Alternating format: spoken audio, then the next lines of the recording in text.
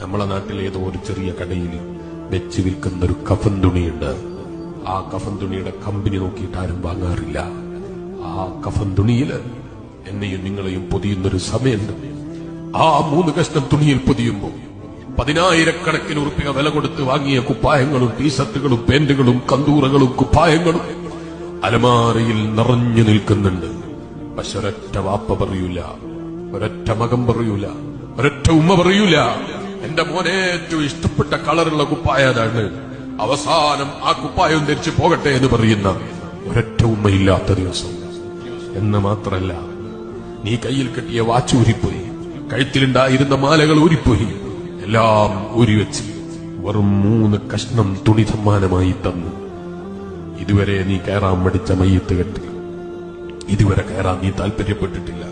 നീ കയറിയില്ലെങ്കിൽ നിന്റെ നാട്ടുകാർ കയറ്റുന്നൊരു ദിവസമുണ്ട്.